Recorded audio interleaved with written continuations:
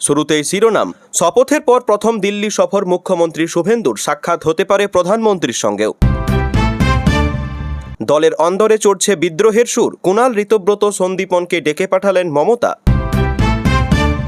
দেশ ভুগছে, উনি চকোলেট বিলোচ্ছেন, ইটালিতে মোদির মেলোডি উপহারকে তোপ রাহুলের। দীর্ঘদিন দাবি জানাচ্ছিলেন রাহুল গান্ধী, এবার জাত গণনায় সাই সুপ্রিম কোর্টেরও। আজ থেকেই বাংলাদেশিদের পুশব্যাক, নতুন আইন বলবৎ রাজ্যে ঘোষণা মুখ্যমন্ত্রীর শুভেন্দুর। ঈদে গো হত্যায় ছাড় চেয়ে হাইকোর্টে দ্বারস্থ মহুয়া, মামলা তৃণমূল বিধায়কেরও। ফের শুরু হচ্ছে ইরান যুদ্ধ, আমরা আরও সময়সীমা বেঁধে দিয়ে হামলার হুঁশিয়ারি ট্রাম্পের। অভিষেকের বাড়ি ভাঙার নোটিশ, সাংবাদিক বৈঠকে অসহায় মেয়র ফিরহাদ বললেন, আমার জানার কথা নয়। 7 নগরে তাপমাত্রা 48 ডিগ্রির বেশি, বিশ্বের 100 উষ্ণ শহরে সবগুলি ভারতে, তালিকায় বাংলা 2। অভিষেকের স্ত্রী সায়নী ঘোষ, 7 ট্যাঙ্ক লেনের ফ্ল্যাটের মালিকদের নাম ঘিরে চরম বিভ্রান্তি। অন্নপূর্ণা থেকে কাঁটাতার, 11 দিনের ঝোড়ো ব্যাটিংয়ে কি প্রতিশ্রুতি রাখল শুভেন্দু সরকার। মোদি শাহকে গদ্দার বললেন রাহুল, পাল্টা বিজেপির তোপ, আপনার ভাষা জঙ্গিদের মতো।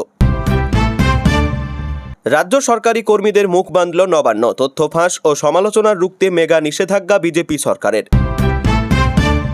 বিচার প্রক্রিয়া শুরুর সবুজ সংকেত পেলেও আটকে প্রক্রিয়া, হাইকোর্টে সিবিআই। বিরোধী দলের বিধায়কদেরও প্রশাসনিক বৈঠকে আমন্ত্রণ করা হবে, ঘোষণা শুভেন্দুর। গড়িয়াতে বেআইনি দখলদারদের হটাতে শুরু অভিযান, আনা হয়েছে বুলডোজার। স্বাস্থ্য আধিকারিককে নিগ্রহের অভিযোগ, বিজেপির 4 নেতাকে শোকজ করলেন শ্রমিক। অভিষেক বন্দ্যোপাধ্যায়ের কোটি টাকা আয় কিভাবে ইনকাম করেন। রেলের জমিতে তৈরি মসজিদে বুলডোজার চলাকালীন উত্তেজনা, পুলিশকে লক্ষ্য করে পাথর, আহত একাধিক। তৃণমূলে মহাধস, প্রথম কর্মসূচিতেই উধাও 50 বিধায়ক, ঘোর সংকটে খোদ প্রধান বিরোধী দল। ফলতায় টাইগার এখন ভেজা বেড়াল, ভোট শুরুর আগে শুভেন্দুর নীতিতে আত্মসমর্পণ জাহাঙ্গীরের। ওবিসি সংরক্ষণে নজিরবিহীন তোলপাড়, 16 বছরের পুরনো নিয়মে বিরাট কোপ, সংরক্ষণ কমে এক ধাক্কায় 7%। 17টি নোটিশই ভুয়ো, অভিষেকের সম্পত্তির খতিয়ান ভাইরাল হতেই আসরে তৃণমূল সাংসদ মহুয়া মৈত্রের বিরুদ্ধে করিমপুর থানায় এফআইআর, অভিযোগটা কি। জুন থেকে চালু পরিষেবা, এই কার্ড দেখালেই সরকারি ভাসে যাতায়াত ফ্রি মহিলাদের।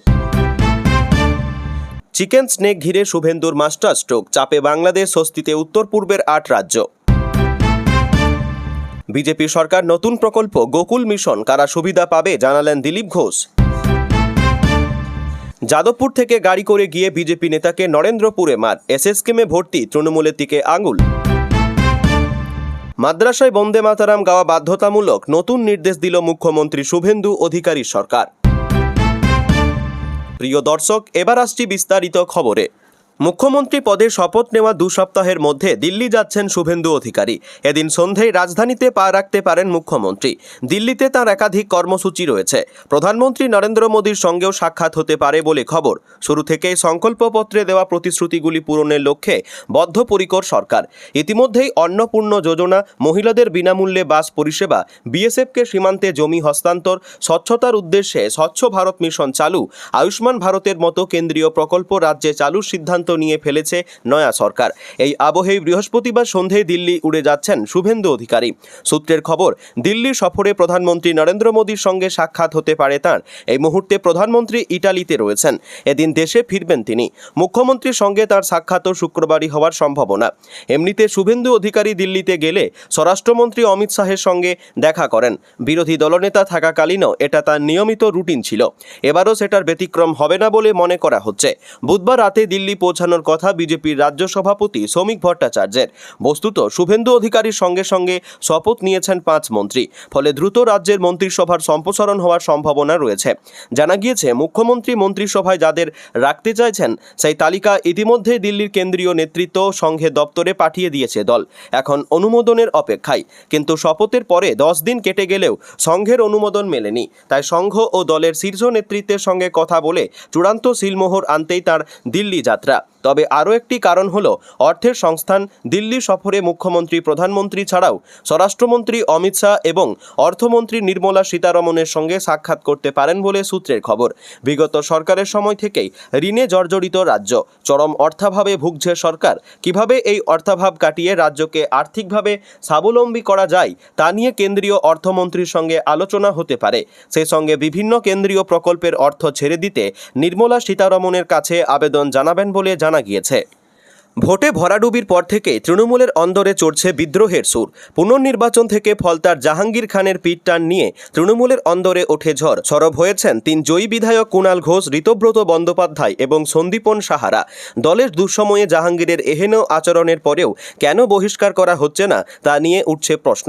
এবার দলের বিদ্রোহ সামাল দিতে আসরে খোদ তৃণমূল নেত্রী মমতা বন্দ্যোপাধ্যায়। কালীঘাটের বাড়িতে ডেকে পাঠানো হয় 3 বিধায়ককে। জানা গিয়েছে এদিন বিকেলে বেলেঘাটার বিধায়ক কুণাল ঘোষ, উলুবেড়িয়া পূর্বের বিধায়ক ঋতব্রত বন্দ্যোপাধ্যায় এবং এন্টালির বিধায়ক সন্দীপন সাহাকে ডেকে পাঠানো হয়। 3 জনেই যান তারা।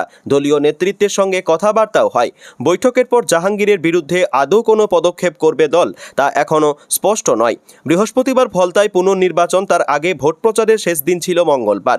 ওই দিনই জাহাঙ্গীর ঘোষণা করেন, আমি এই ভোটে লড়ছি না। তৃণমূলের তরফে দাবি করা হয়েছে এই সিদ্ধান্ত সম্পূর্ণ ব্যক্তিগত, দলের কোনো সম্পর্ক নয়। সে কথা গতকালে কালীঘাটের বৈঠকে সকলকে মনে করিয়ে দেন তৃণমূলের সর্বভারতীয় সাধারণ সম্পাদক অভিষেক বন্দ্যোপাধ্যায়। তবে বেলেঘাটার বিধায়ক কুণাল ঘোষ সুর চড়ান বলেই খবর।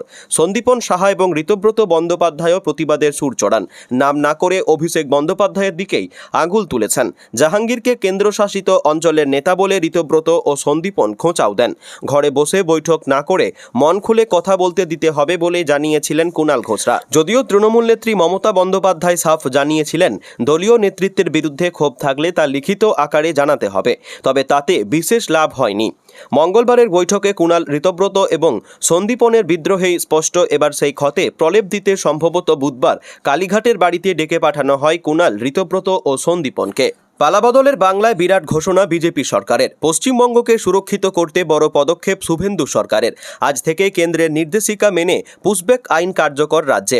এদিন সাংবাদিক বৈঠকে মুখ্যমন্ত্রী জানান, অনুপ্রবেশকারী হটাতে 2025 সালে রাজ্যকে চিঠি দেয় কেন্দ্র। সেই নির্দেশিকা মানেনি তৎকালীন তৃণমূল সরকার। এবার জাতীয় নিরাপত্তার কথা মাথায় রেখেই আজ থেকে সেই আইন বলবৎ করল রাজ্য সরকার।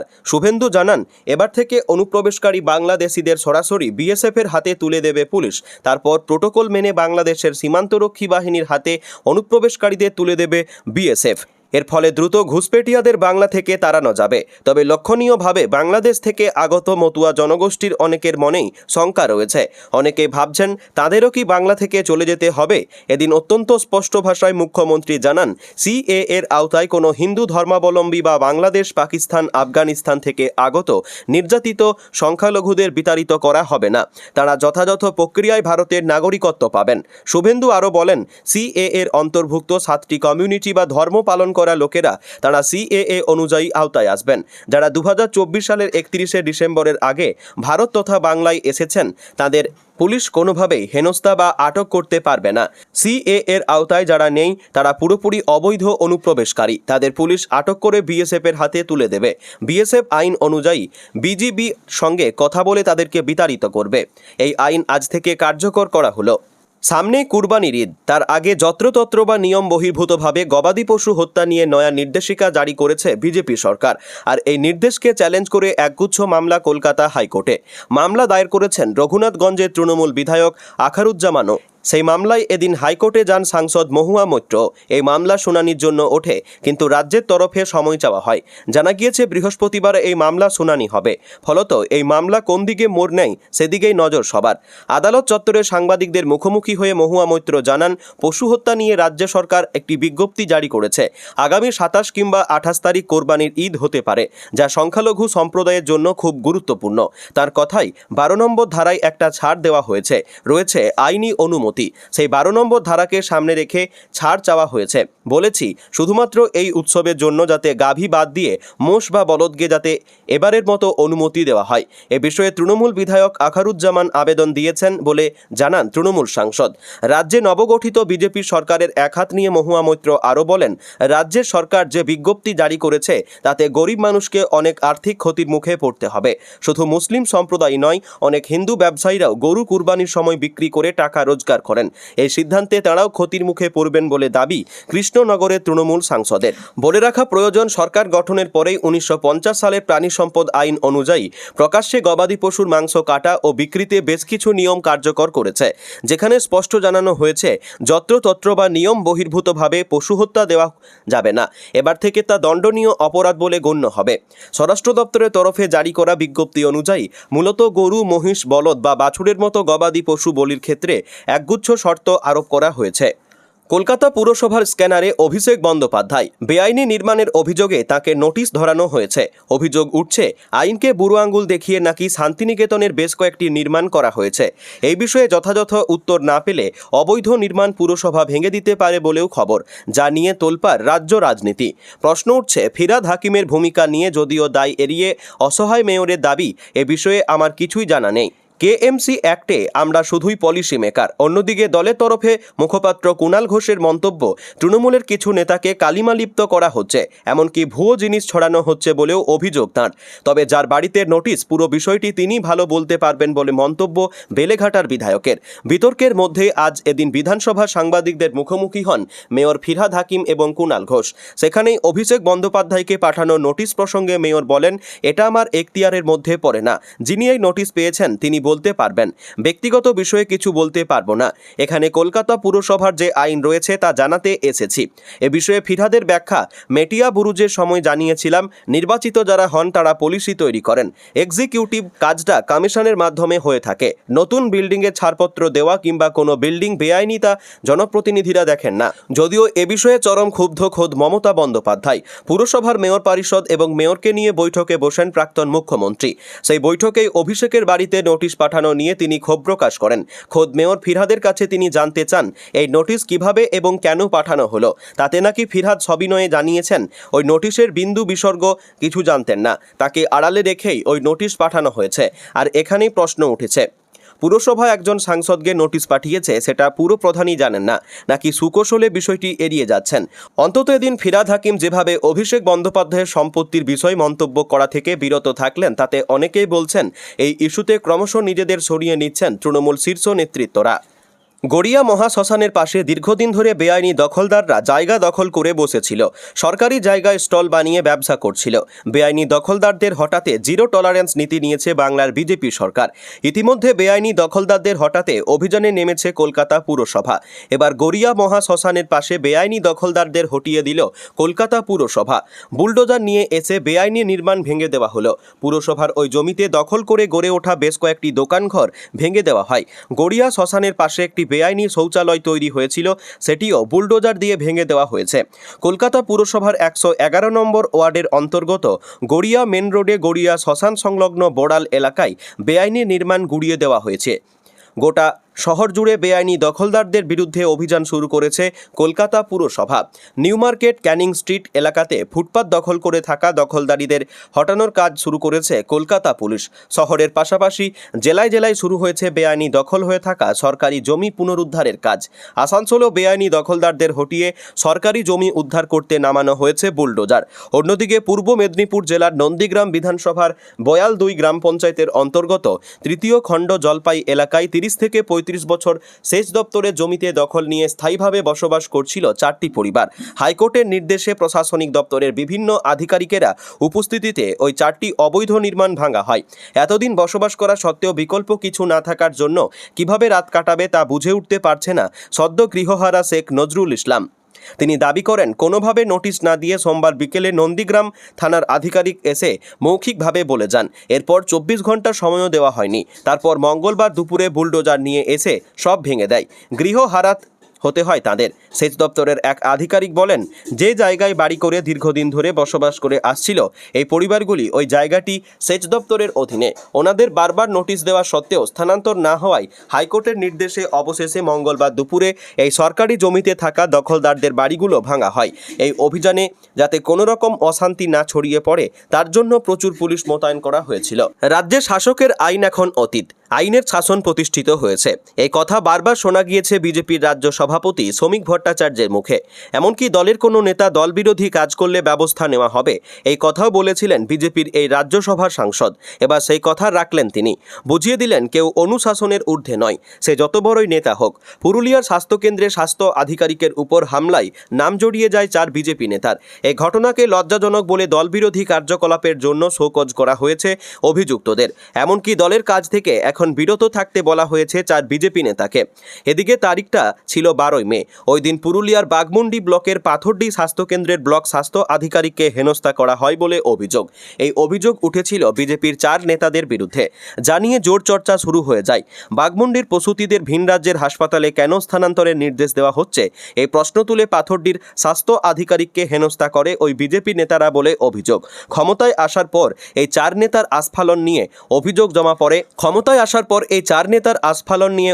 জমা পড়ে পার্টি অফিসে। বিষয়টি বিজেপির রাজ্য নেতৃত্বের কানে যায়। তখনই বিষয়টি খতিয়ে দেখে অভিযুক্ত দলীয় নেতাদের শোকজ করার সিদ্ধান্ত নেওয়া হয়। অন্যদিকে এই শোকজের চিঠি পেয়ে গিয়েছেন রাকেশ মাহাতো, পুরুলিয়া জেলা পরিষদের সদস্য তথা বাঘমুন্ডি ব্লকের বিজেপির আহ্বায়ক, বাঘমুন্ডি ব্লকের সহ আহ্বায়ক বিজয়মোহন সিং, মণ্ডল 4-এর সভাপতি অরুণ চন্দ্র মাঝি এবং যুব মোর্চার সভাপতি মিঠুন কুমার। ওই চিঠিতে লেখা রয়েছে, স্বাস্থ্য আধিকারিককে ভয় দেখানো, অকথ্য ভাষায় হুমকি, শারীরিকভাবে হেনস্থা এবং সরকারি কাজে বাধা দেওয়ার অভিযোগে শোকজ করা হচ্ছে। এসব কাজ দল বিরোধী। তাই বিজেপির শৃঙ্খলা রক্ষা কমিটির সুপারিশে এবং বিজেপির রাজ্য সভাপতি শ্রমিক ভট্টাচার্যের নির্দেশে আপাতত দলের কাজ করতে পারবেন না। 7 দিনের মধ্যে শোকজের জবাব দিতে হবে। এছাড়া এই ঘটনা নিয়ে যথেষ্ট জলঘোলা হতে শুরু করে। বিষয়টি নিয়ে বিজেপির পুরুলিয়া জেলা সভাপতি শঙ্কর মাহাতো বলেন, রাজ্য নেতৃত্ব সিদ্ধান্ত নিয়েছেন, এ বিষয়ে আমি মন্তব্য করব না। এটা সম্পূর্ণ দলীয় বিষয়। যে 4 নেতাকে 7 দিনের মধ্যে শোকজের নোটিশ দেওয়া হয়েছে তারা কেউই কোনো মন্তব্য করতে চাননি। তবে রাকেশ মাহাতো জানিয়েছেন, স্বাস্থ্যকেন্দ্রের বেহাল দশা দেখে সেখানকার স্বাস্থ্য আধিকারিকের সঙ্গে কথা বলতে গিয়েছিলেন। উত্তপ্ত বাক্য বিনিময় হয়েছিল। দল বিষয়টি লিখিত আকারে জানতে চেয়েছে, শোকজে জবাব দেবেন। বাংলায় একটা প্রবাদ আছে, লড়াই শুরু হওয়ার আগে যদি সেনাপতি মাঠ ছাড়ে তবে সেই দলের কপালে শুধুই লণ্ঠন জোটে। ফলতা বিধানসভা কেন্দ্রের হাই ভোল্টেজ পুনর্নির্বাচনে ঠিক 48 ঘণ্টা ঠিক এই নজিরবিহীন কেলেঙ্কারিরই জন্ম দিলেন রাজ্য সদ্য ঘোষিত প্রধান বিরোধী দল তৃণমূল কংগ্রেসের তথাকথিত ডার্ক সাইটের নেতা জাহাঙ্গীর খান। কদিন আগেও যিনি ময়দানে বুক চিতিয়ে খেলা হবে মার্কা তর্জন গর্জন করছিলেন, ভোটের ঠিক আগের রাতেই তিনি লেজ গুটিয়ে রণে ভঙ্গ দিলেন। রাজনৈতিক মহলের স্পষ্ট টিপ্পনী, পুষ্পা জাহাঙ্গীর বাবু যে নতুন বিজেপি সরকারের দাপটে এভাবে ঝুঁকে যাবেন তা বোধহয় খোদ ভাইপো খোকা বাবুও কল্পনা করতে পারেননি। নবান্ন হাতছাড়া হওয়ার পর তৃণমূলের যে কি করুণ দশা হয়েছে তা ফলতার এই ঘটনাতেই স্পষ্ট। এতদিন যে ফলতায় বিরোধীদের কোণঠাসা করে রাখাটাই তৃণমূলের দস্তুর ছিল, সেখানে হঠাৎ জাহাঙ্গীর খানের মুখে শান্তি ও উন্নয়নের বাণী শুনে হেসেই আকুল রাজনৈতিক বিশ্লেষকরা। সাংবাদিক বৈঠক ডেকে তিনি সাফ জানিয়েছেন, ফলতার শান্তির স্বার্থেই নাকি তিনি আর লড়ছেন না। তার চেয়েও বড় কৌতুক, রাজ্যে নতুন বিজেপি সরকার মুখ্যমন্ত্রী শুভেন্দু ফলতার জন্য যে বিশেষ আর্থিক প্যাকেজ ঘোষণা করেছেন তাকে তিনি দরাজ শংসাপত্র দিয়েছেন। ওয়াকিবহাল মহলের খোঁচা, ক্ষমতা যেতেই সুর বদলে গেল। যে শুভেন্দুর ভয়ে তৃণমূল কাঁপত, ভোটের মুখে তাঁরই উন্নয়ন নীতিতে বুঁদ হয়ে গেলেন জাহাঙ্গীর বাবু। তবে কি এটা শুধুই শান্তির খোঁজ, নাকি নিশ্চিত পরাজয়ের গণধোলায় চাক্ষুষ করে এক চতুর রাজনৈতিক ডিগবাজি? নেপথ্যের সমীকরণ ঘাঁটলে দেখা যাচ্ছে চামড়া বাঁচানোর এই নাটকের স্ক্রিপ্ট তৈরি হয়েছিল আরও আগে। এই ঘোষণা ঠিক আগের দিনই একটি মামলায় গ্রেপ্তারি এড়াতে কলকাতা হাইকোর্ট থেকে বিশেষ আইনি রক্ষা কবচ জোগাড় করেছিলেন জাহাঙ্গীর বাবু। আর আইনি পিঠ বাঁচাতে কেল্লা ফতে। 24 ঘন্টার মধ্যে বিপ্লবের ভূত মাথা থেকে নেমে গেল এবং তিনি বুঝলেন যে ক্ষমতার দাপট ছাড়া সাধারণ মানুষের মুখোমুখি হওয়ার চেয়ে বাড়িতে বসে শান্তি জয়ন্তী উদযাপন করা অনেক বেশি নিরাপদ। যদিও আইনি নিয়মের কারণে ইভিএমে জোড়াফুল প্রতীক আর জাহাঙ্গীর খানের নাম জ্বলজ্বল করবে, কিন্তু যে সেনাপতি নিজে সাদা পতাকা উড়িয়ে দিয়েছেন তার নাম মেশিনে থাকা আর না থাকা সমান। তৃণমূল প্রার্থীর এই নজিরবিহীন পলায়ন রাজ্যে নতুন বিরোধী দলটির মুখ পুড়ে একেবারে কয়লা হয়ে গিয়েছে। ড্যামেজ কন্ট্রোলে নেমে তৃণমূলের বড়বাবুরা এখন টুইট করছেন, এটা জাহাঙ্গীরের সম্পূর্ণ ব্যক্তিগত সিদ্ধান্ত, দলের এরম কোনো নির্দেশ ছিল না। রাজনৈতিক বিশেষজ্ঞদের পাল্টা প্রশ্ন, ক্ষমতা চলে যাওয়ার পরেই প্রার্থীর এমন ব্যক্তিগত বৈরাগ্য আসে কিভাবে? দল কি এতটাই ঠুঁটো জগন্নাথ যে নিজের প্রার্থীর ওপর কোনো নিয়ন্ত্রণই নেই? বিজেপির শিবির অবশ্য এই সুযোগে তৃণমূলকে ধুয়ে দিয়েছে। গেরুয়া শিবিরের সাফ বক্তব্য, ফলতায় এবার পদ্ম ফোটানো আটকানোর ক্ষমতা তৃণমূলের ছিল না। রাজ্যে ক্ষমতা হারানোর পর বুথে বুথে এজেন্ট দেওয়ার মতো লোক খুঁজে পাচ্ছিল না ঘাসফুল শিবির। ফলে ফলতায় নিশ্চিত ভরাডুবি এবং জামানত বাজেয়াপ্ত হওয়ার হাত থেকে বাঁচতেই ভোটের আগে জাহাঙ্গীর বাবু এই সেফ এক্সিট নিলেন। 21শে মে ফলতার মানুষ বুথে যাবেন ঠিকই, তবে নতুন বিরোধী দল তৃণমূলের এই বিনা যুদ্ধে সূচগ্র মেদিনী ছেড়ে পালানোর ঘটনা বাংলার নির্বাচনী ইতিহাসে এক চরম লজ্জাজনক অধ্যায় হয়ে থেকে যাবে।